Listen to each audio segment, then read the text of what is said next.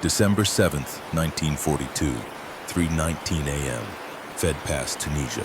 Corporal Silas Merrick, 22 years old ranch kid from South Dakota, crouched in a foxhole beside 3 piles of dirt everyone called the stupidest idea in 14 years.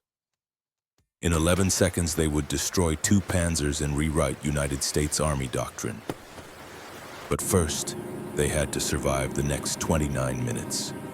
3 hours earlier, Hauptmann Konrad Steiner sat in the commander's cupola of his Panzer IV, studying the map by flashlight. 34 years old, veteran of Poland and France, a professional who'd survived 2 years of war by being careful. He looked at the photograph tucked into his map case. Anna, his wife. Greta, his daughter, 4 years old, smiling in a summer dress. He'd promised them he'd come home. Tomorrow's attack was simple. Fed Pass was narrow but clear.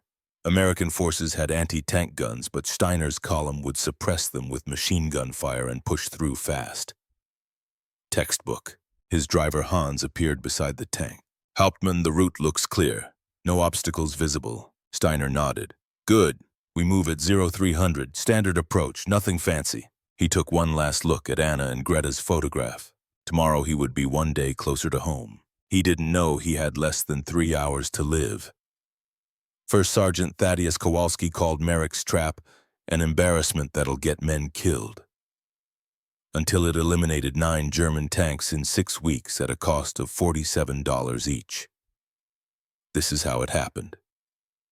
The intelligence report arrived at battalion headquarters at 1800 hours on December 6, 1942, 18 hours before the German attack.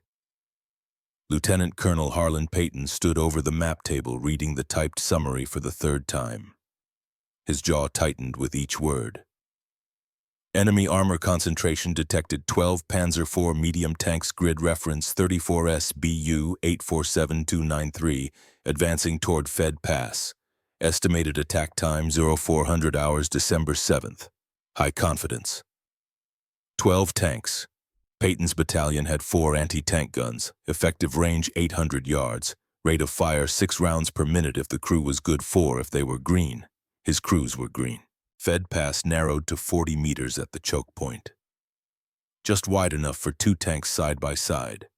The AT guns could engage maybe 2 vehicles before the Germans flanked them. After that, it would be a slaughter. The previous week, 2 American positions had been overrun by Panzer columns. 47 casualties, bodies still being recovered. Payton lit a cigarette and stared at the terrain map. The pass was a natural corridor carved between 2 steep ridges. Rocky slopes rose sharply on both sides, too rough for armor. Any tank trying to climb would throw a track or tip sideways.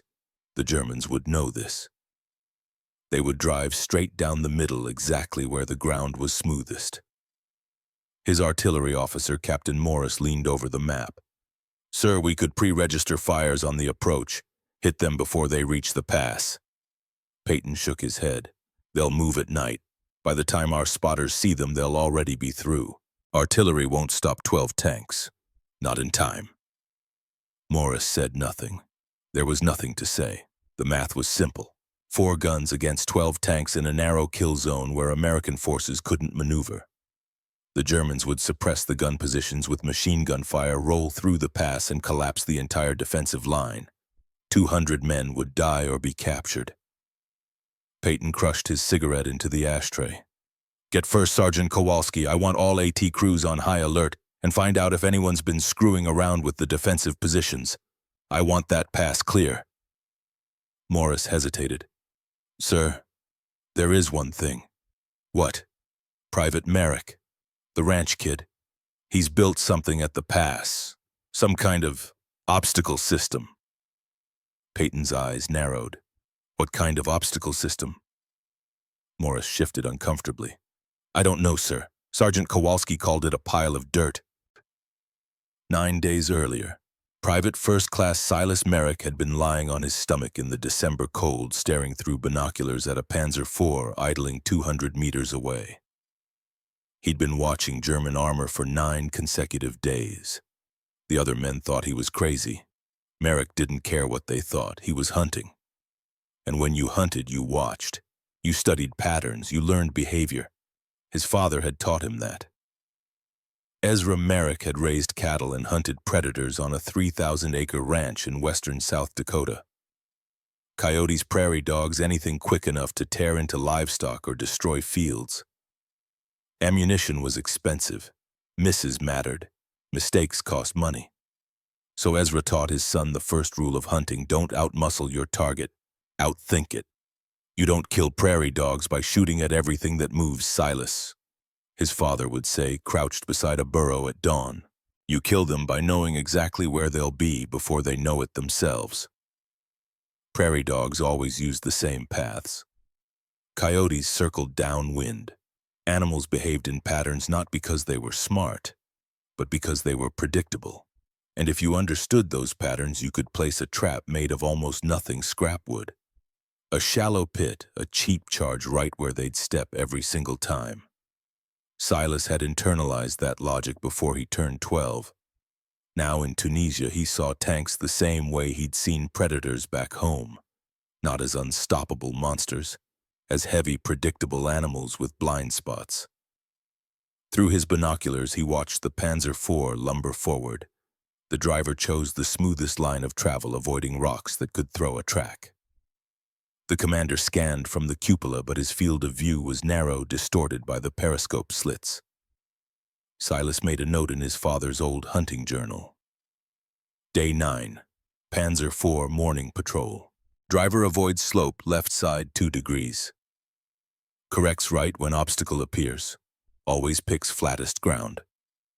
Same as day 4, day 6. Patterns. The German tank crews weren't trying to be predictable.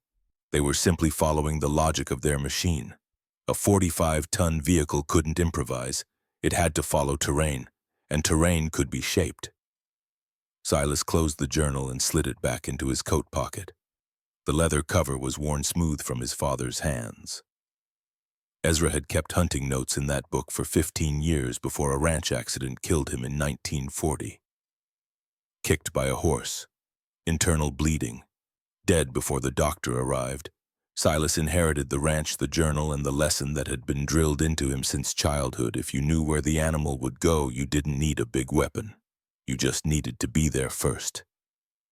He studied Fed Pass one more time. Steep ridges boxed the corridor into a 40-meter-wide channel, one natural line of travel, a line of one smooth path a Panzer driver would trust. Silas had walked that path for days, tracing the route with his boots, imagining himself behind a vision slit, deciding where he would drive if he were the German tanker. The more he studied it, the clearer it became. If German armor attacked through Fed Pass, there was only one path their first tank would take. So he decided to build his trap around that inevitability. Private Amos Caldwell found Silas digging on the evening of November 30th. Amos was 20 years old, an engineering student from Pennsylvania before the war. Skinny glasses, the kind of kid who got pushed around in basic training. But he was smart. He paid attention. He stood at the edge of the shallow excavation and watched Silas work. "Merrick, what are you doing?" Silas didn't look up. He kept digging. Building a trap. For what? Tanks. Amos blinked. Tanks. Yeah. You're digging a hole to stop tanks. Silas paused, leaned on the shovel, and looked at him. Not stop. Guide. Amos frowned. I don't understand. Silas wiped sweat from his forehead and pointed at the 3 mounds of dirt he'd already piled across the pass. Those aren't obstacles. They're steering wheels. A Panzer driver sees them through a narrow slit. Instinct says avoid the rough ground, pick the smooth path. So he drifts left, then left again. By the time he's past the 3rd mound, he's lined up perfectly. Lined up for what? Silas gestured at the rectangular excavation he was standing in. This. 10 feet deep, 9 feet wide, 12 feet long. I'm building a lattice frame from 2x6 planks, canvas cover on top, 6 inches of real dirt and rock so it matches the terrain exactly. Infantry can walk on it. A jeep might roll across without collapsing, but a Panzer IV never. Amos stared. You're building a camouflaged pit. Yeah. And you think a 45-ton tank will just fall into it? Silas nodded. Ground pressure of a Panzer IV is 10.9 pounds per square inch. My frame can handle 5.8. Math guarantees failure. Amos opened his mouth, closed it, opened it again. What happens when the tank falls in? Silas knelt and pulled back a tarp covering 4 cylindrical objects, shaped charges built from captured German explosives, each packed with 12 pounds of material fitted with hand-shaped copper cones. When the tank's nose drops into the pit, it tilts down between 35 and 45 degrees. Gravity exposes the belly armor, 8 millimeters thick, weakest part of the vehicle. These charges fire upward, molten copper jets traveling at 23,000 feet per second, faster than a rifle bullet, hot enough to burn through steel like wax. Amos's voice dropped to a whisper. Jesus Christ. 1 solid hit on belly armor can destroy a Panzer. 4 simultaneous hits will erase it. Amos looked around nervously. Does Sergeant Kowalski know you're doing this? Silas returned to digging. No. Does the colonel know? No. Merrick, you can't just build a tank trap without authorization. That's insubordination. You could get court-martialed. Silas drove the shovel into the dirt. Then I'll get court-martialed. Amos stood there uncertain, watching this quiet ranch kid from South Dakota digging a hole with the calm determination of a man building a fence post. Finally, Amos said, Do you need help? Silas looked up. For the first time, something resembling a smile crossed his face. Yeah, I need help. Over the next 6 days, Silas and Amos worked every night. They dug the pit in shifts. They built the wooden lattice frame, calculating load-bearing capacity with scrap paper and a worn pencil. They stretched heavy canvas across the top, painted it with local soil mixed with water until the color matched perfectly. They added 6 inches of real dirt and rocks gathered from the immediate surroundings. Same shades, same textures, same distribution patterns. Silas positioned the shaped charges at the bottom of the pit, aimed upward at precise angles. He calculated the correct standoff distance, the gap between the copper cone and the armor, to ensure maximum penetration. Then he installed 6 backup charges around the perimeter, linked to tension wires buried just beneath the surface. When the tank settled deeper after the first explosions, the wires would tighten and detonate the backup charges 3 to 5 seconds later. Insurance. His father's voice echoed in his memory. A trap should kill twice, Silas. Once for the animal and once for the mistake you didn't see coming. By December 5th, the system was complete. Over the next 2 nights, Silas returned alone. He worked in complete darkness 60 feet north of the main pit building, something even Amos didn't know about: insurance. His father had taught him 1 trap catches the animal. 2 traps catch the bypass. By December 5th, both systems were complete. To anyone walking by, it looked ridiculous. 3 uneven mounds of dirt, a suspiciously flat patch of ground, no mines, no obvious engineering logic. The men in Silas's unit noticed. And they did what soldiers do when they see something they don't understand. They mocked it. First Sergeant Thaddeus Kowalski was a man who had spent 14 years in the Army. He had served in the Philippines, he had trained recruits, he had seen incompetence in every conceivable form. But he had never seen anything quite like this. On the morning of December 6th, during a routine inspection of defensive positions, Kowalski walked past Fed Pass and stopped dead. He stared at the 3 dirt mounds. He stared at the oddly smooth patch of ground. He stared at the scattered scrap metal arranged without apparent order. Then he turned and saw Silas Merrick sitting nearby, calmly writing in a notebook. Kowalski's face turned red. "Merrick!" Silas stood and saluted. "Yes, Sergeant." Kowalski pointed at the construction. "What the hell is this?" "Anti-tank trap, Sergeant." Kowalski walked closer, boots crunching on gravel. He planted himself in front of the nearest dirt mound and stared at it like it had personally insulted him. This is your anti-tank trap." "Yes, Sergeant." Kowalski's voice rose to a roar that carried across the pass. "Merrick, I have seen dumb ideas in my 14 years of service. I have seen men try to dig foxholes in solid rock. I have seen privates salute enemy snipers, but this is the stupidest waste of time I have ever witnessed. Men began gathering. Word spread fast. By the time Kowalski finished his next sentence, half the unit was watching. This pile of dirt wouldn't stop a Volkswagen, let alone a Panzer. Laughter erupted. Corporal Virgil Dunham, a mechanic from Ohio with a mean streak, stepped forward. "Hey, Merrick, you building a playground or a defensive line?" More laughter. Someone else shouted, "Need help planting corn on those dirt piles." Another voice. "First Panzer comes through here, it'll roll right over your little sandcastle." Private Leonard Shaw, never known for kindness, made the harshest prediction. "The tank crew won't even bother shooting at you, Merrick. They'll be too busy laughing." Silas stood at attention, silent, absorbing every insult. Kowalski leaned close, voice dropping to a dangerous whisper. "When the Germans attack this pass, your stupid farm tricks are going to get people killed. Do you understand me, Private?" "Yes, Sergeant." Kowalski turned and addressed the gathered men. "This is what happens when we let ranch kids think they know more about anti-tank defense than the United States Army. Carry on." He walked away. The men lingered, throwing more jabs. Virgil Dunham coined the nickname that stuck, Merrick's Gopher Mound. For the next 24 hours, soldiers passing the area deliberately detoured just to take a look and throw another joke. Silas said nothing. He returned to his foxhole, opened his father's journal, and reviewed his calculations one more time. The mounds would steer the tank. The pit would collapse under the weight. The charges would fire. The math was certain, but no one else saw it. They only saw dirt. At 1800 hours on December 6th, Silas was summoned to battalion headquarters. He walked into the tent expecting another lecture. Instead, he found Lieutenant Colonel Harlan Payton standing over a map, face rigid with suppressed anger. "Private Merrick, stand at attention." Silas obeyed.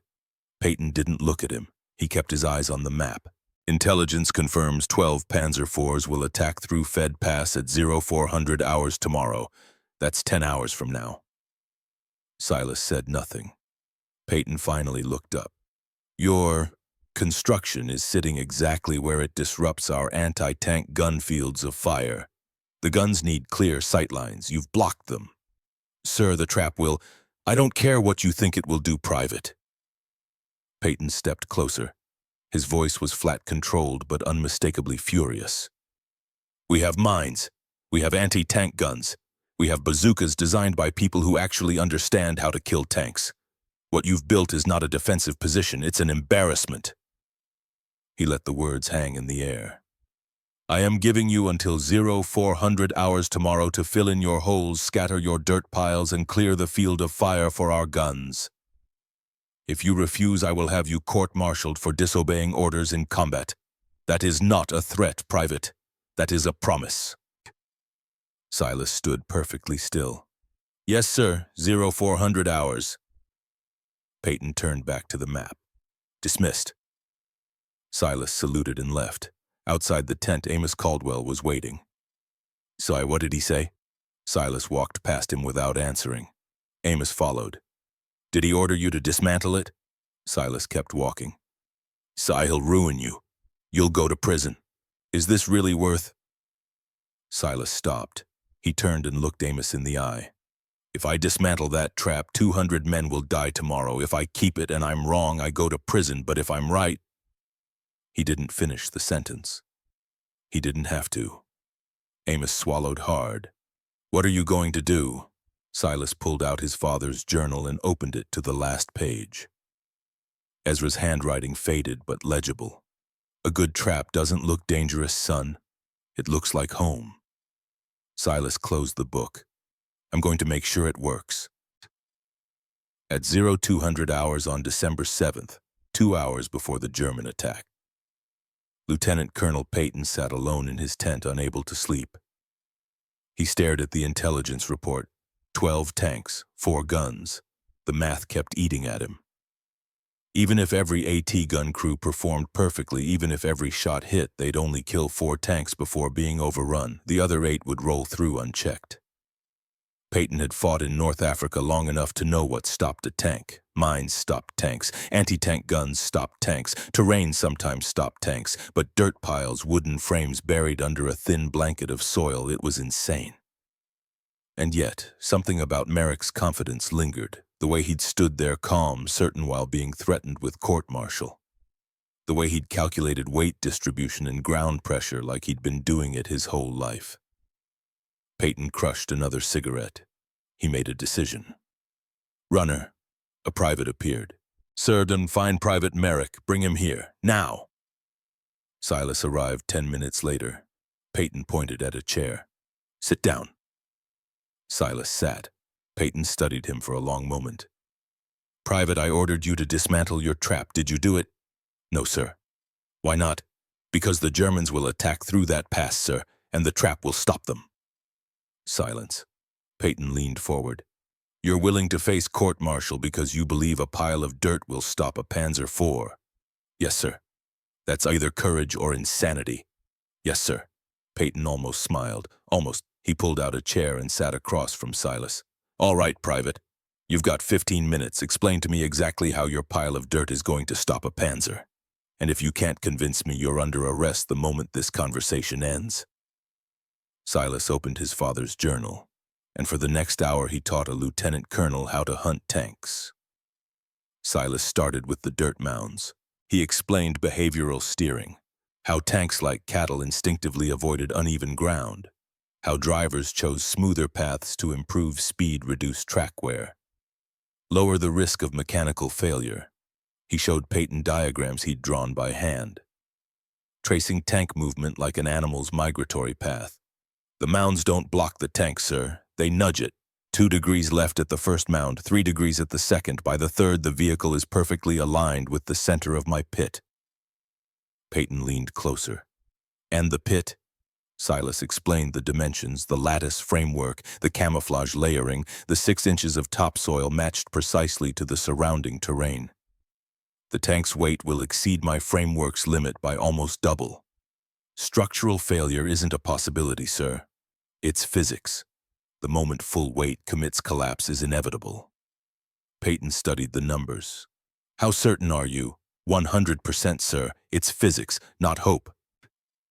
Peyton rubbed his jaw. "What happens when it collapses?" Silas pulled out a sketch of a Panzer IV in profile. He tapped the underside. "When the nose breaks through, the tank drops 9 feet.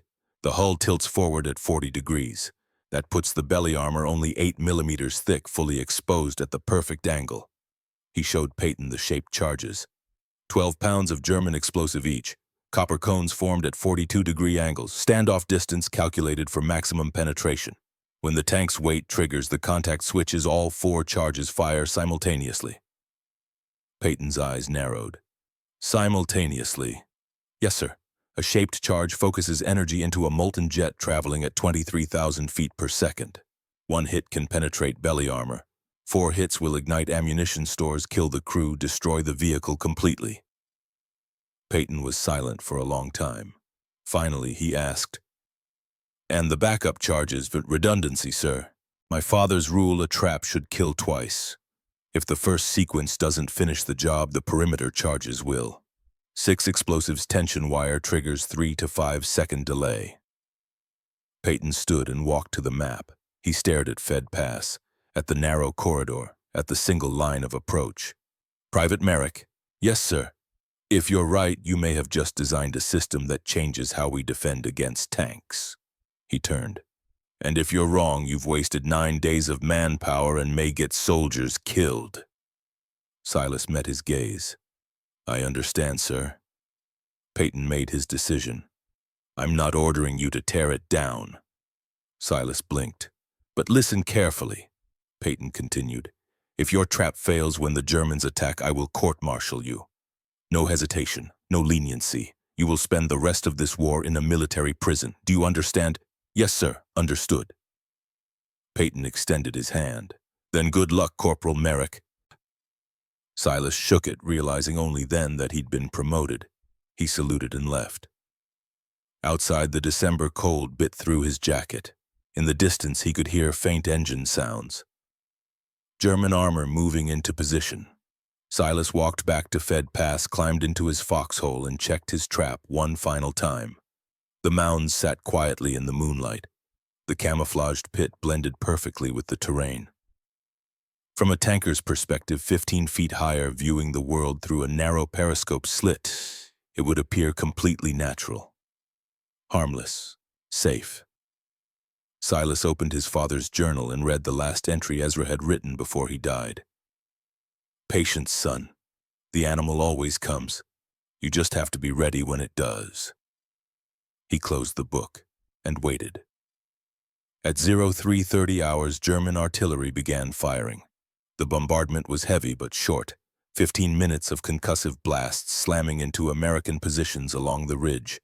The ground shook, dust rained down. Shells detonated close enough that Silas pressed himself flat against the bottom of his foxhole. None landed near the trap. At 0345, the artillery stopped. In the brief quiet between shells, Amos crawled to Silas's foxhole. See. Silas looked over. Amos's shoulder was bleeding, but his eyes were steady. I need to say something. Before whatever happens. Amos, save it for... No, listen. Amos gripped Silas's arm. I'm terrified, not of dying. Of you being right and me never believing in you enough. 9 days I watched you work, 9 days I helped you, but I never really believed until tonight. Silas met his eyes. You believe now? Yeah. And if we survive this, I'm telling everyone who'll listen, Silas Merrick is the smartest soldier I've ever met. Silas nodded once. Appreciated, Amos. Now get back to your position. Amos crawled away. In the silence that followed, Silas heard it. A deep mechanical growl. Tank engines. Multiple. Close. He raised his head slowly and looked east. Through the darkness, 5 shadows emerged. Massive, angular, moving with the deliberate confidence of predators that had never been challenged. Panzer IVs. The lead tank was 300 meters away, then 250, then 200. Silas's heart hammered against his ribs. The commander was half exposed in the cupola, scanning the terrain. The driver followed the smoothest ground, avoiding rocks and uneven slopes. Exactly as Silas had predicted. 150 meters. The tank reached the first mound. The driver adjusted course slightly to avoid it. A small correction. 2 degrees left, 100 meters. Second mound, another adjustment, 3 degrees left. The tank was now perfectly aligned with the center of the pit. 50 meters, Silas could feel the vibration of the tracks through the earth. The Panzer rolled forward, steady, confident, unstoppable. 40 meters, 30, 20. The front tracks reached the edge of the camouflaged pit. For 2 seconds, nothing happened. The wooden framework flexed. A soft groan lost under the rumble of the engine. The tank continued forward. And then a sharp crack. The lattice collapsed. The Panzer's nose plunged into the pit. 45 tons of steel pitched forward violently, rear tracks lifting off the ground, the entire hull tilting at a 42-degree angle. Inside the tank, chaos. The driver screamed. The commander was thrown forward. The gunner slammed into his sight, and beneath them, buried in the darkness, 4 shaped charges fired. Molten copper jets traveling faster than sound punched upward through 8 millimeters of belly armor. The first jet killed the driver instantly and destroyed the transmission. The second tore through the turret basket. The third struck the ammunition rack, and then the world exploded. 87 rounds of 75-millimeter ammunition cooked off inside the hull. The explosion tore the turret clean off the chassis, sending it spinning 40 feet into the air. Fire erupted through every hatch and seam. The hull bulged outward, armor splitting like torn metal petals. 3 seconds later, the backup charges detonated. 6 blasts widened the crater, shattered what remained of the hull, and threw debris across the pass. 11 seconds. From the moment the tracks touched the camouflage to the moment the backup charges finished the kill. 11 seconds. Silas stared, unblinking, as flames climbed into the night sky. Everything he'd calculated, angles, weight, distribution, explosive timing, damage radius, had worked. Not just well, perfectly. But there was no time to celebrate, because 50 meters behind the burning wreck, the 2nd Panzer IV had just made a decision. and Silas knew exactly what it would do. The 2nd Panzer Force stopped hard, tracks locked, engines still running, but the vehicle was frozen in place. Inside the tank, Lieutenant Dieter Hoffmann stared through his periscope at the inferno 50 meters ahead. His hands gripped the cupola rim so tightly his knuckles turned white. He had watched Hauptmann Konrad Steiner's command vehicle behave normally for exactly 3 seconds. Rolling forward, steady advance, standard approach. And then it simply vanished into an explosion Hoffmann couldn't comprehend. No visible mine crater, no shell impact, no smoke trail from a bazooka, no muzzle flash from an anti-tank gun. The ground itself had killed the tank. Hoffmann's radio crackled, the voice of Major Werner Vogel commanding the column from the 4th vehicle. "Hoffmann, report what happened to Steiner." Hoffmann's mouth was dry. He tried to form words. "Unknown weapon, Herr Major. No visible source. The ground collapsed. Steiner's tank fell, then exploded. I don't understand what I'm seeing." Static, then Vogel's voice tight with controlled panic. "Can you bypass?" Hoffmann scanned left. The ridge was too steep. Scanned right. Same problem. The only way forward was past Steiner's burning wreck, or around it. 50 meters to the north, the ground looked smooth, clear, safe. "Jawohl, Herr Major, bypassing left." Hoffmann gave the order. His driver, a veteran named Ernst, hesitated. "Lieutenant, if there is one trap there may be. Drive Ernst. We cannot sit here like targets." The Panzer IV pivoted left, tracks churning dirt, steering toward the northern route. In his foxhole, Silas Merrick watched through binoculars. He whispered to himself, "Come on, just a little more. Follow the path." The 2nd tank rolled forward, cautious now, driver, choosing each meter carefully. But caution didn't matter, because Silas had predicted this exact reaction. The dirt mounds weren't just designed to funnel the 1st tank. They were positioned to channel any bypass attempt toward the 2nd covered pit he had secretly excavated 60 feet north of the 1st. Nobody knew about the 2nd pit. Not Amos Caldwell, not Sergeant Kowalski, not even Colonel Peyton. Silas had built it alone during the final 2 nights, working in complete darkness to avoid detection. And now Lieutenant Dieter Hoffmann's Panzer IV was rolling straight toward it. The 2nd tank's front tracks touched the northern camouflage at 03:59 hours. The same sequence. Wood cracked, canvas tore. 45 tons dropped 9 feet in a fraction of a second. Hoffmann had one moment of absolute terror, a sensation of falling, the world tilting violently forward before the shaped charges fired. 4 molten copper jets. Penetration, ammunition cook-off. The turret blew skyward, tumbling end over end before crashing down 30 meters away. The hull split open. Fire poured from every seam. Hoffmann tried to crawl out of the commander's hatch uniform, burning skin blistering. He made it halfway. 3 seconds later, the backup charges detonated. The explosion threw what remained of Lieutenant Dieter Hoffmann across the rocks. He was dead before he landed. Silas lowered his binoculars. 2 tanks. 19 seconds total, counting the interval between explosions. Fed Pass was now completely blocked by 2 burning funeral pyres. Flames rose 20 feet into the air. Thick black smoke poured into the pre-dawn sky. The heat was intense enough that Silas could feel it from his foxhole 70 meters away. Behind the wrecks, the remaining 3 Panzer IVs reversed frantically. Major Werner Vogel's voice screamed over the radio. "Rückzug! Rückzug! Amerikaner haben unsichtbare Panzerabwehr! Alle Fahrzeuge zurückziehen!" "Retreat! Retreat! Americans have invisible anti-tank defense! All vehicles withdraw!" The 3 tanks backed away at full speed, desperate to escape.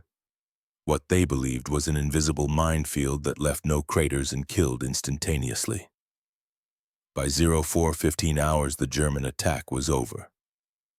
Fed Pass was sealed, and along the American defensive line, 200 men stood in stunned silence, staring at the destruction one ranch kid had created with dirtwood and scavenged explosives. First Sergeant Thaddeus Kowalski stood at the edge of his foxhole, mouth open, unable to process what he'd just witnessed. 14 years of military service. He'd seen anti-tank guns in action. He'd seen mines detonate.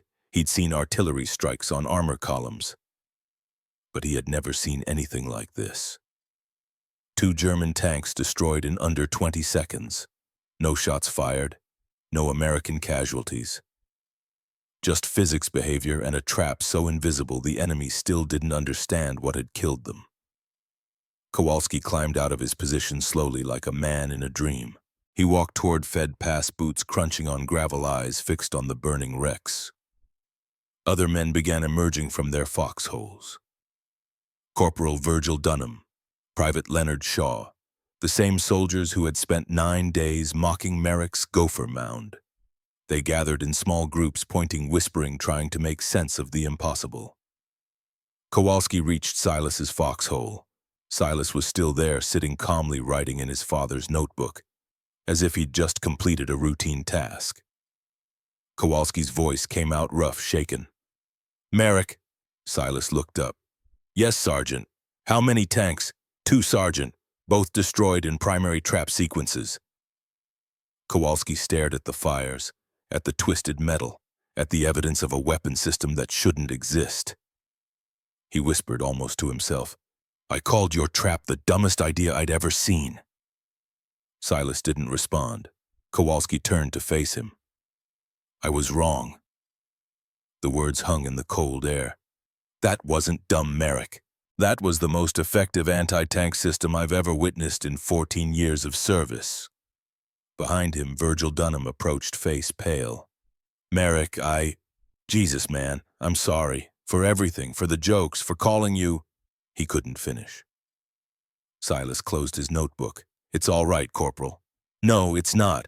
You just saved this entire position and we treated you like—" Dunham trailed off, ashamed. Other soldiers began walking over. Men who had laughed at the dirt piles. Men who had bet money the trap wouldn't work. Men who had called Silas crazy. None of them were laughing now. Private Leonard Shaw, who had predicted the German tank crews would be too busy laughing to shoot, stood at the back of the growing crowd, unable to meet Silas's eyes. Amos Caldwell pushed through the group and grabbed Silas by the shoulders. "You did it.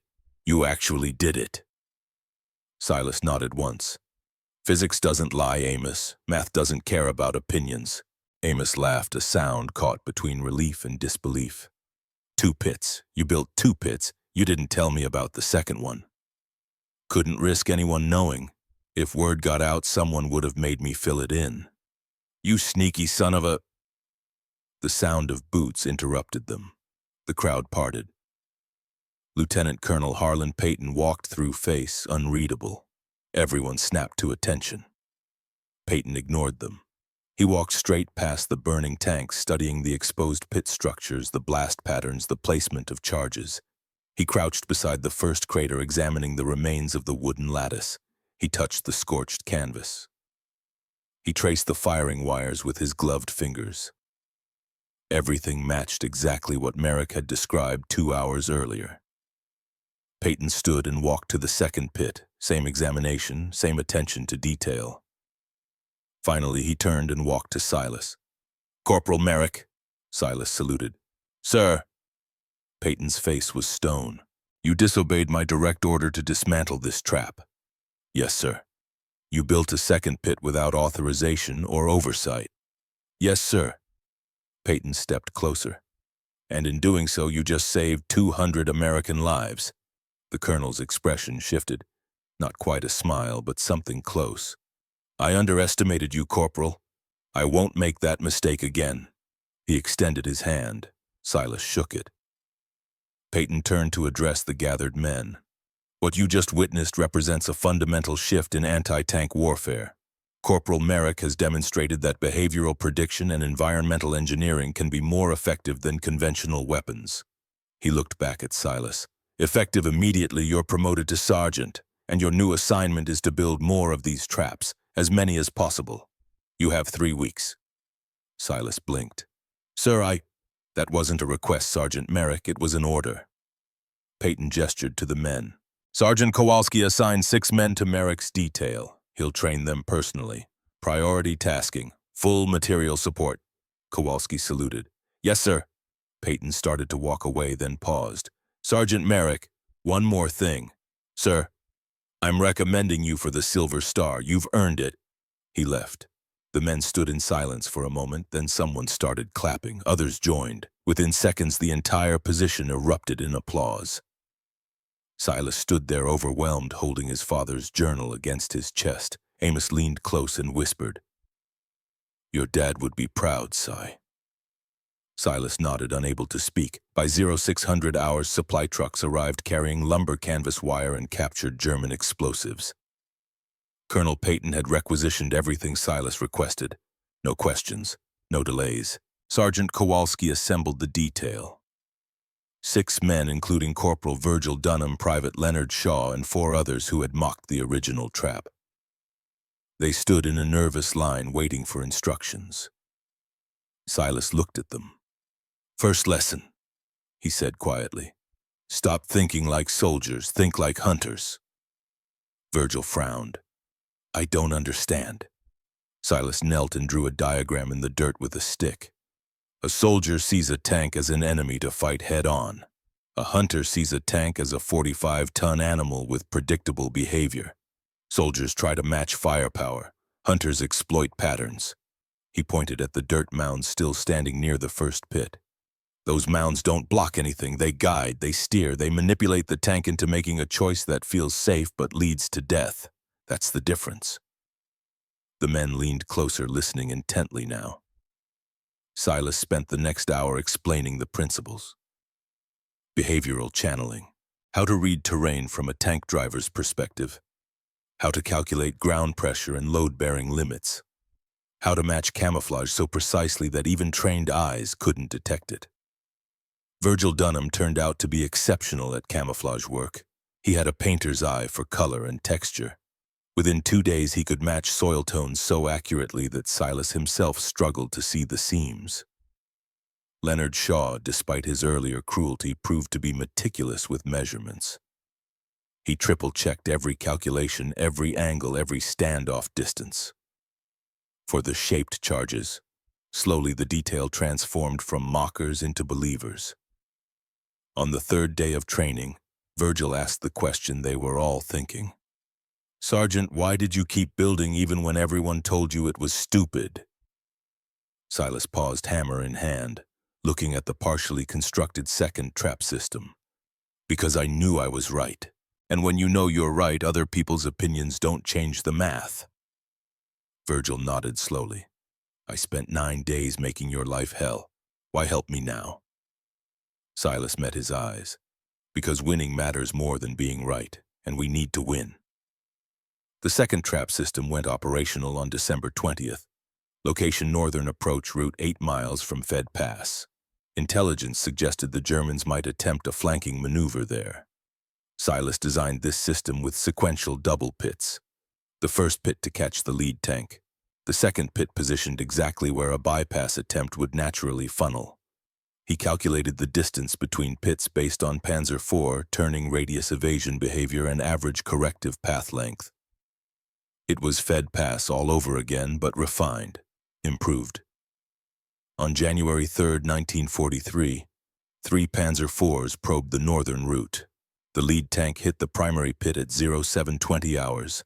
Same collapse sequence. Same shaped charge detonation. Same catastrophic kill. The second tank tried to bypass right, turning exactly where Silas had predicted. It fell into the second pit at 0723. Another explosion. Another turret blown 40 feet into the air. Another crew dead before they understood what was happening. The third tank reversed hard, panicked, and backed directly into debris from the first explosion. The collision sheared off its left track, immobilized. The crew abandoned the vehicle and fled on foot. 3 tanks neutralized in under 4 minutes. 0 American casualties. When the after-action report reached Colonel Peyton, he read it twice, then walked to Silas's position personally. "Sergeant Merrick, the second system worked exactly as you said it would." Silas nodded. "Yes, sir. Behavioral patterns don't change. Tanks are predictable." Peyton looked at the smoldering wrecks in the distance. "German radio intercepts are reporting widespread fear of what they're calling unsichtbar fallen. Invisible traps. They think we've developed a new weapon system they can't detect or counter." "Good, sir. Fear is force multiplier." Peyton almost smiled. Build the third system, and make it even better. The third trap system was Silas's masterpiece, Western Approach. Triple pit triangle formation. The geometry was elegant. 3 pits arranged so that bypassing one inevitably led to another. No matter which direction a tank turned, it would find itself aligned with a kill zone. Center pit for the lead vehicle, northwest pit for the right bypass, southwest pit for the left bypass. And if a tank somehow avoided all 3, the only escape route led directly into a boulder field that would tear tracks apart. Silas spent 2 weeks perfecting the design. Virgil Dunham handled camouflage. Leonard Shaw calculated charge angles. Amos Caldwell verified the structural engineering. It was no longer one man's project. It was a team. On January 11th, 4 Panzer IVs entered the Western Approach in echelon formation, a sophisticated tactical spread designed to avoid concentrated defenses. Tank 1 triggered the center pit at 0814 hours. Destroyed. Tank 2 bypassed right, hit the northwest pit at 0817, destroyed. Tank 3 bypassed left, hit the southwest pit at 0819, destroyed. Tank 4, seeing the slaughter, reversed at full speed and backed into a boulder. Transmission failure. Crew abandoned the vehicle and surrendered to American infantry 90 minutes later. 4 tanks eliminated, 1 boulder assisted. When Sergeant Kowalski heard the report, he walked to Silas's tent and sat down without asking permission. Merrick, 9 tanks. You've personally accounted for 9 German tanks in 5 weeks. Silas was cleaning his rifle. He didn't look up. Team effort, Sergeant. Virgil, Leonard, Amos. The others, they built those systems with me. Don't be modest. You designed them. You predicted enemy behavior. You calculated everything. Kowalski leaned forward. Do you understand what you've done? You've changed German doctrine. Intercepted radio traffic shows they're suspending all armored operations through mountain passes, not just here, across the entire theater. Silas set down the rifle. Good. That'll save lives on both sides. Kowalski studied him. You don't celebrate this, do you? No, Sergeant. Why not? Silas pulled out his father's journal, opened it to a page marked with a piece of ribbon. Because 9 tanks means at least 45 men dead, maybe more. They had families. They had reasons for fighting, same as us. I did what I had to do, but I don't celebrate killing. Kowalski nodded slowly. That's the right answer, Merrick. That's the answer of a man who understands war. He stood to leave, then paused at the tent flap. For what it's worth, you're the best soldier I've ever served with.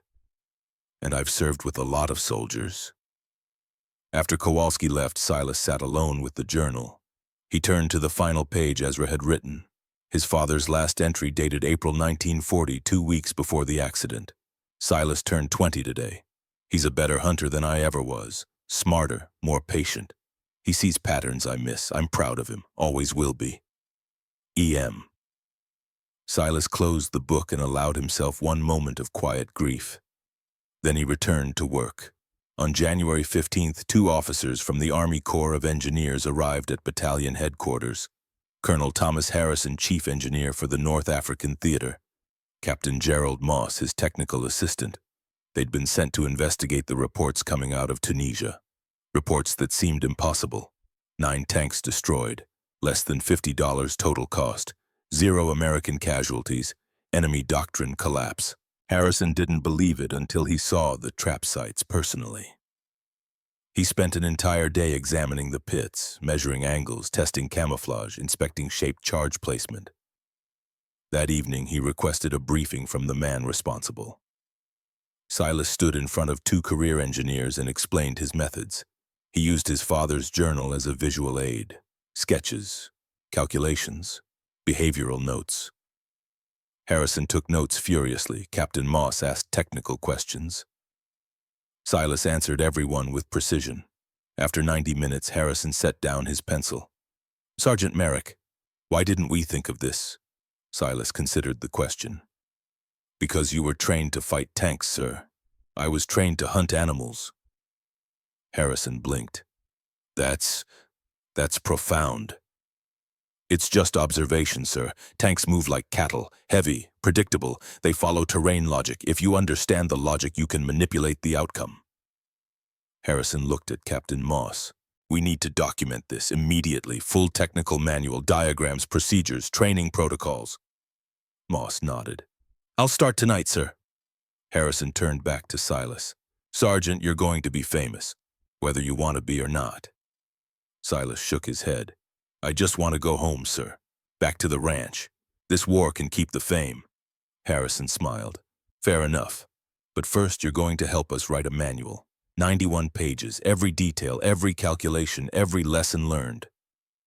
Silas agreed. Over the next 2 weeks he worked with Captain Moss to produce what would become Field Manual 5-103 Improvised Anti-Tank Obstacles and Trap Systems.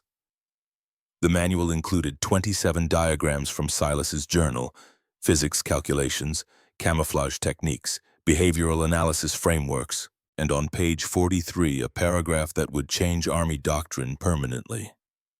Effective battlefield engineering requires accepting that innovation does not always come from doctrine.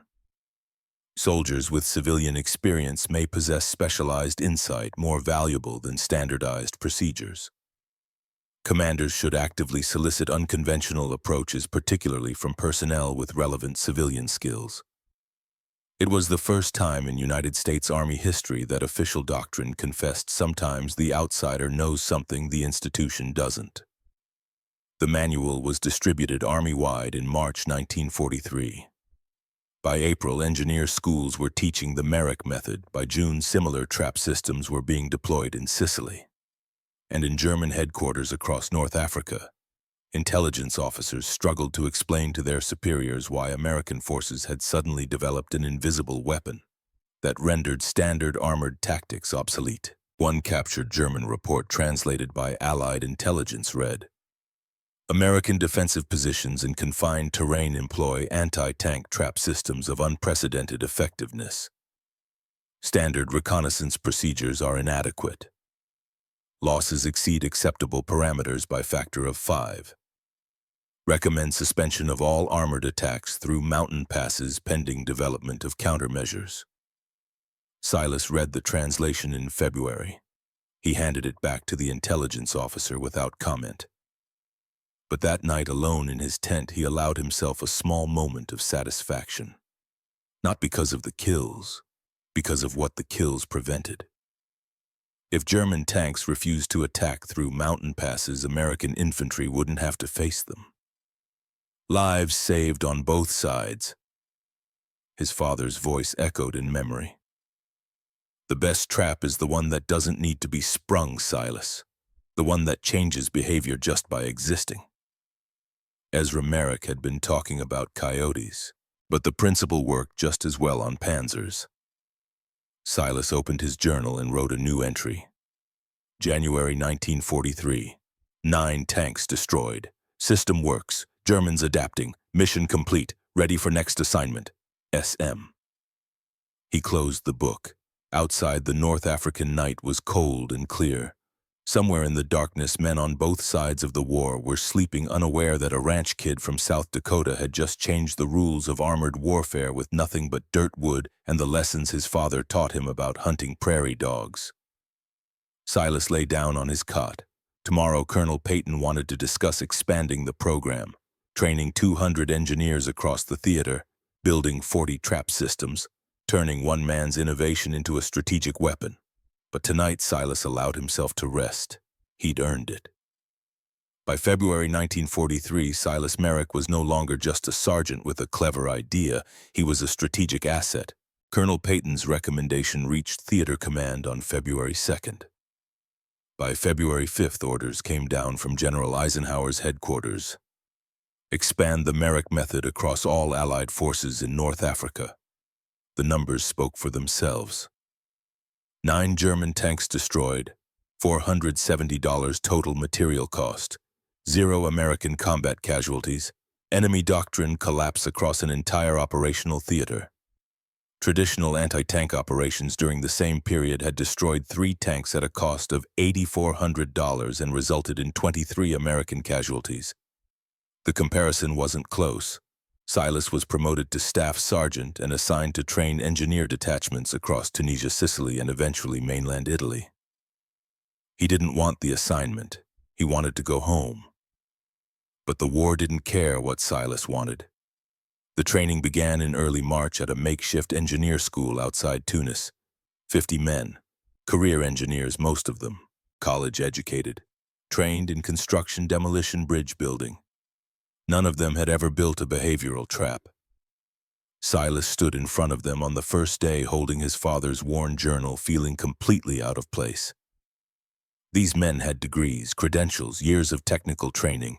He had a high school diploma and 15 years of hunting experience. The lead instructor, Captain Gerald Moss, the same officer who'd helped write the manual, introduced him.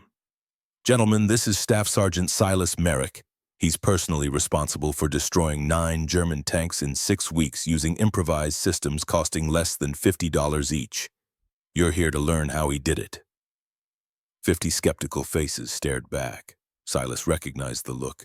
He'd seen it before in Tunisia when Sergeant Kowalski first inspected his dirt piles. One engineer, a lieutenant from New York named Davidson, raised his hand. "Sergeant Merrick, with respect, I've read the manual. The methods described seem to rely heavily on intuition, guesswork about enemy behavior. How do you quantify that for systematic deployment?" Silas set down the journal. "You don't quantify intuition, Lieutenant. You quantify observation. I watched German tanks for 9 days before building my first trap. Recorded movement patterns, turning behavior, ground selection preferences. The data showed consistent patterns. I built traps around those patterns. That's not guesswork. That's field work." Davidson frowned. "But every tactical situation is different. Terrain varies. Enemy commanders make different decisions. How can you predict? Animals are predictable, Lieutenant. Machines are predictable. Put them together and you get patterns you can exploit. A Panzer IV weighs 45 tons. It can't climb steep slopes. It can't risk rough ground that might throw a track. Physics limits behavior. Terrain channels movement. If you understand both, you can predict outcomes." The room was silent. Davidson sat down. Silas picked up a piece of chalk and turned to the blackboard. "Let me show you how it works." For the next 3 weeks, Silas taught 50 engineers how to think like hunters. He took them into the field, made them lie in the dirt for hours watching tank tracks, studying soil compression patterns, identifying the exact paths armor would choose. He taught them camouflage techniques that went beyond the manual. How to match not just color but texture, moisture content, rock distribution. How to make artificial ground indistinguishable from natural terrain. He taught them the math. Ground pressure calculations, load-bearing limits for different wood grades, standoff distances for shaped charges, blast radius geometry, and he taught them his father's most important lesson: patience. "A good trap takes time," he told them one afternoon kneeling beside a training pit. "You can't rush it. Every detail matters. One wrong shade of dirt, one misplaced rock, and a tank commander might notice. You're not just building a weapon. You're building invisibility." Lieutenant Davidson, who'd been skeptical on day 1, became one of Silas's best students. By week 3, Davidson could design a functional trap system from scratch, accounting for terrain, enemy approach vectors, and material constraints. "Sergeant Merrick," Davidson said during a night exercise, "I owe you an apology. When I first heard about your methods, I thought they were folk wisdom masquerading as engineering. I was wrong. This is sophisticated applied behavioral science." Silas smiled. "It's just hunting, Lieutenant. Same thing my dad taught me when I was 12. "Maybe. But your dad was teaching principles that most engineering programs never touch. Observation over assumption, simplicity over complexity, using enemy behavior as a weapon." Davidson paused. "You've changed how I think about problem solving. Not just in combat, in everything." Silas nodded. That more than the tank kills felt like success. By May 1943, Silas had trained 212 engineers. They deployed across North Africa and Sicily, building trap systems based on Merrick method principles. The results exceeded all projections. Sicily invasion, July 1943, 18 German tanks destroyed by Merrick-style traps. $430 average cost per kill. 3 American casualties, all non-fatal. Italy mainland. September 1943. 23 tanks destroyed. Similar cost efficiency. German armored units began avoiding mountain passes entirely, forcing them into open terrain where Allied air superiority was decisive. By October 1943, intelligence estimates suggested Merrick method deployments had destroyed or neutralized between 40 and 50 German tanks across the Mediterranean theater. The strategic impact was even larger. German commanders, unable to explain or counter the invisible trap systems, began avoiding confined terrain altogether. This predictable behavior allowed Allied forces to channel German armor into predetermined kill zones where conventional weapons, artillery, airstrikes, massed 8 guns could engage with overwhelming advantage. Fear had become a force multiplier. One captured German tank commander, interrogated in November 1943, said something that stayed with Silas for the rest of his life. "We didn't fear your guns, we didn't fear your mines, we feared the ground itself. You made the earth our enemy. How do you fight that?" The interrogation officer showed Silas the transcript. Silas read it twice, then handed it back. "Can I see his personal effects?" The officer hesitated, then retrieved a small bag. Inside, a wallet, identification papers, a photograph. Silas stared at the photograph. A young woman, maybe 25, holding a little girl, maybe 4 years old, both smiling. On the back in German script, Anna und Greta, ich liebe euch. Konrad, Anna and Greta, I love you. Konrad Hauptmann Konrad Steiner, the commander of the 1st Panzer IV, destroyed at Fed Pass. The first man Silas had killed. Silas handed the photograph back carefully. "Make sure this gets returned to his family when the war ends." The interrogation officer nodded. That night, Silas couldn't sleep. He kept seeing the photograph. Anna, Greta, a family that would never see their father again because of him. Amos Caldwell found him sitting outside at 0200 hours, staring at nothing. "Si, you all right?" Silas didn't answer immediately. Finally, "I saw a photograph today. The German commander from Fed Pass, Konrad Steiner. He had a wife, a daughter, 4 years old." Amos sat down beside him. "Si, you can't." I know what you're going to say. It was him or us. It was necessary. It saved lives." "Because it's true. Doesn't make it easier." They sat in silence. After a while, Amos spoke quietly. "My grandfather fought in the Great War, France 1918. He killed men, lots of them. When I was a kid, I asked him how he lived with it. You know what he said?" Silas shook his head. He said, "I don't celebrate what I did, but I don't apologize for it either. War doesn't give you good choices, just less bad ones. I made the less bad choice every time. That's all any soldier can do." Silas absorbed that. "Your grandfather was a smart man." "Yeah, he was." Silas stood. "I'm going to visit Steiner's grave tomorrow, the crater where his tank burned. I want to—" "I don't know. Acknowledge it." "Want company?" "No. This is something I need to do alone." The next morning, Silas walked to Fed Pass. The craters were still there, smaller now, partially filled with blown sand and debris, but the scorched earth remained. Evidence of what had happened. Silas knelt beside the first crater. He'd brought 2 pieces of scrap wood and some wire. He fashioned a simple cross and planted it in the dirt. Then he spoke quietly to the man he'd killed. "Hauptmann Steiner, I'm sorry it had to be you. I'm sorry your daughter will grow up without her father. But if I could go back and change it, I wouldn't. Because choosing you meant saving 200 of my brothers. And I'll make that choice every time." He paused. "I hope Anna and Greta are safe. I hope they survive this war. And I hope one day, decades from now, Greta learns her father died fighting for what he believed in. That matters. It should matter." Silas stood. "I'm going home when this is over. Back to South Dakota. I'm going to raise cattle and hunt prairie dogs and teach my kids the same things my father taught me. And I'm going to remember you. not as an enemy, as a man who loved his family and did his duty. He saluted the cross, then he walked away. By December 1943, the Merrick method had been codified into standard Army doctrine. Field Manual 5-103 was required reading at every engineer school. West Point added a semester course on behavioral warfare. Training films featured Silas demonstrating trap construction techniques. He hated the attention, but he understood its necessity. In January 1944, Colonel Thomas Harrison, the chief engineer who'd first documented Silas's methods, visited him in Italy. "Sergeant Merrick, I wanted to give you this personally." He handed Silas a medal case.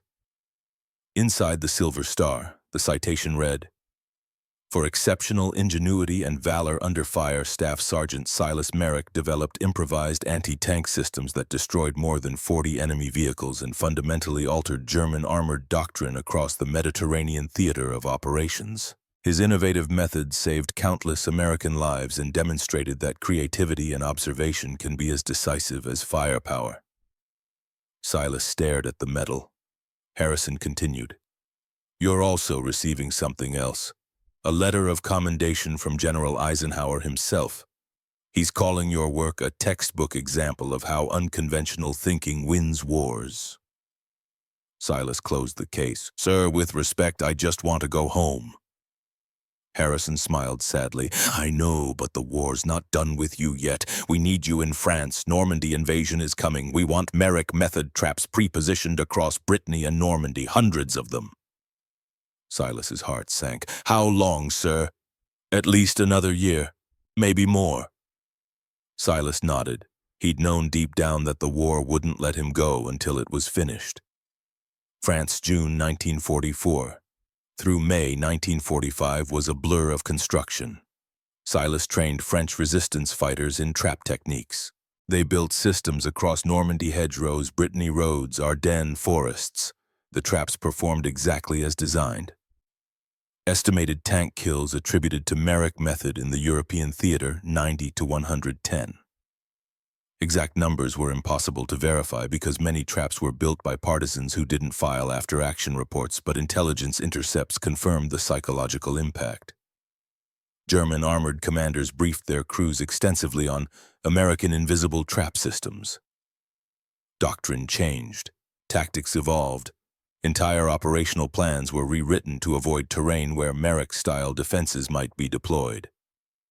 One intercepted German training document from March 1945 stated American anti-tank traps employ behavioral channeling and visual deception of unprecedented sophistication. Standard countermeasures are ineffective. Recommend comprehensive tactical revision for all armored operations in contested terrain. Silas read the translation with grim satisfaction. His father's prairie dog lessons had forced the German army to rewrite doctrine. Ezra Merrick would have appreciated the irony. The war in Europe ended on May 8, 1945. Silas was in Bavaria when he heard the news, 25 years old, 4 years of service, more medals than he wanted, more kills than he could think about. He sat alone in a liberated German farmhouse and wrote a letter he knew he'd never send. "Dad, the war's over. We won. Your lessons saved 200 men at Fed Pass, maybe 1,000 more across Europe. The Army calls it revolutionary tactics. I call it what you taught me when I was 12. I'm coming home, back to the ranch. I'm going to fix the fences you built, clear the fields you planted, raise cattle the way you showed me. And when I have kids someday, I'm going to teach them what you taught me. Not just about hunting, about observation, patience, understanding patterns, thinking instead of forcing. I miss you. Every day. Thank you. Silas." He folded the letter and placed it in his father's journal next to the last entry Ezra had written. Then he packed his gear and waited for transport home. Silas Merrick stepped off a Greyhound bus in Rapid City, South Dakota on July 14, 1945.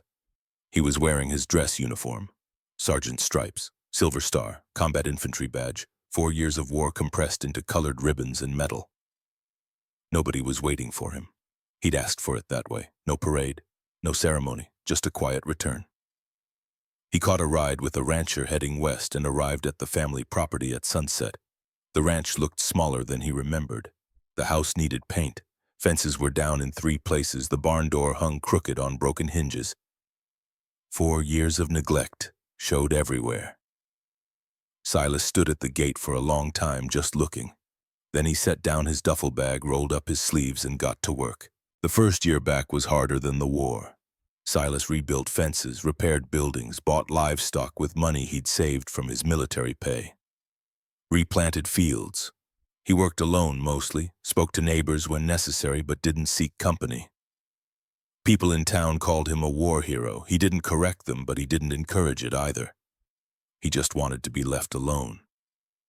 At night, he sat on the porch with his father's journal and reviewed the diagrams he'd drawn in Tunisia. Trap designs, calculations, behavioral notes. Strange how those pages felt more real than the ranch sometimes. In 1947, his younger sister Margaret visited with her husband and their 10-year-old son Levi. Levi was fascinated by his uncle, wanted to hear war stories, wanted to see the medals. Silas showed him the silver star once, then put it away. "Uncle Si, did you really destroy 100 tanks? Not me alone, Levi, a team. And the number was closer to 40 that I personally built traps for." "Still, that's amazing." Silas ruffled the boy's hair. "Want to learn something actually useful? Like what? How to hunt prairie dogs." They spent 3 days in the fields together. Silas taught Levi the same lessons Ezra had taught him. Watch the patterns, study the burrows, understand the behavior before you act. On the 3rd day, Levi successfully predicted where a prairie dog would emerge and set a simple snare trap. It worked. The boy was ecstatic. "Uncle Si, I did it just like you said." Silas smiled. "You did. You watched, you learned, you applied the lesson. That's how you solve problems, Levi.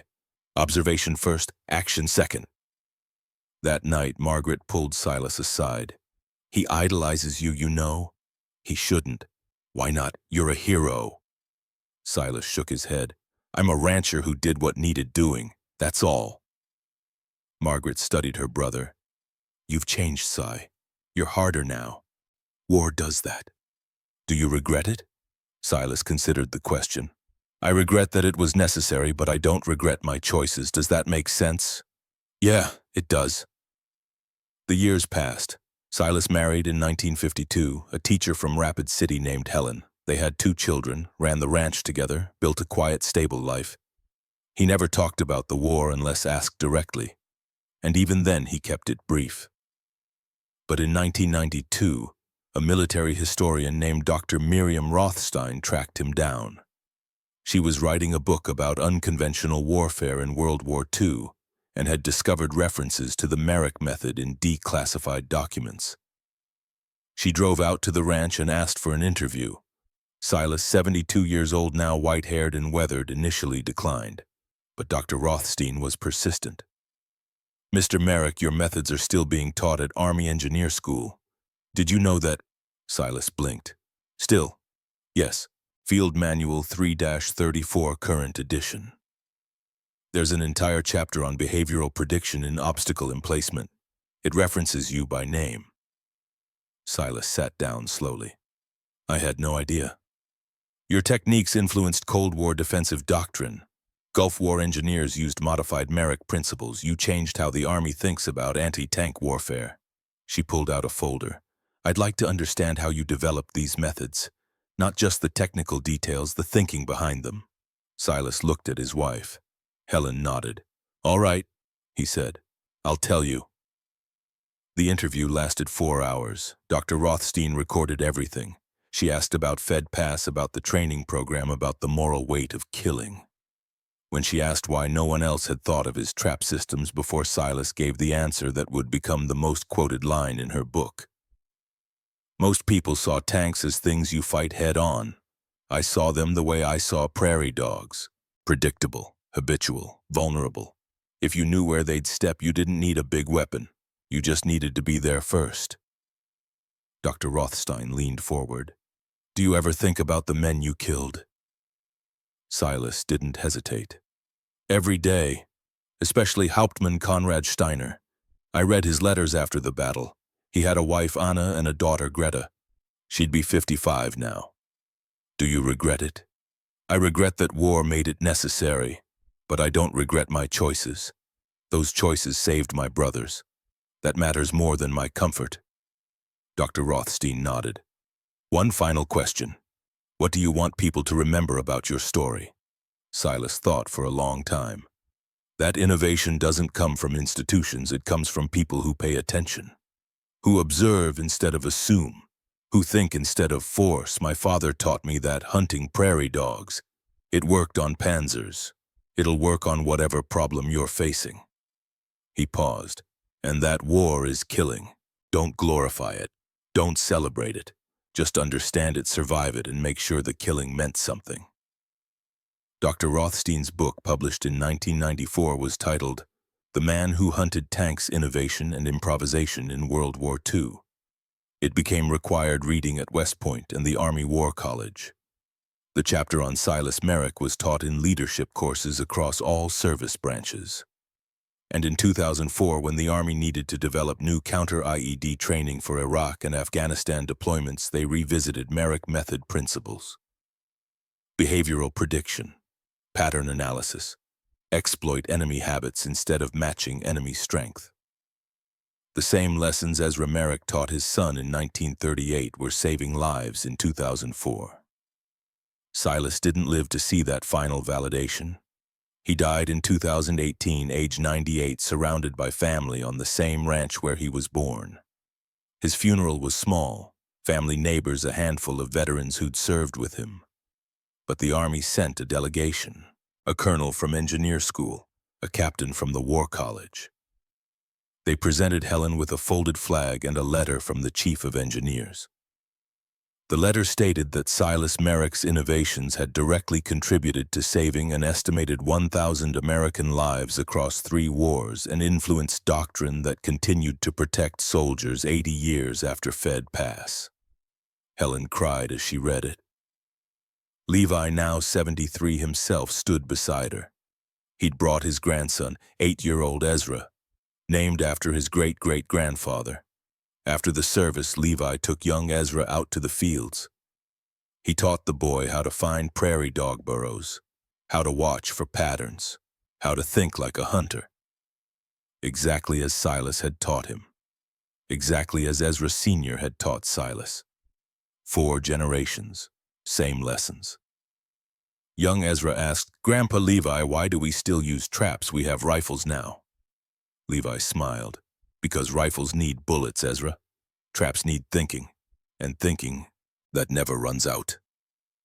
He handed the boy Silas's journal, the original, leather worn smooth from 3 generations of hands. "This belonged to your great-great-grandfather, then to great-uncle Silas. Now it's yours." Young Ezra opened it carefully. Inside, hunting notes from 1925, trap diagrams from 1942, training sketches from 1943, letters never sent, calculations that changed warfare. On the last page, Silas's final entry, written in 2017, 1 year before he died. "To whoever reads this next, the world will always have problems bigger than you. Don't try to match them with force. Outthink them. Observe patterns. Exploit behavior. Use the enemy's strength against them. Works on coyotes. Works on tanks. Works on life. Dad taught me that. I'm teaching you. Pass it on."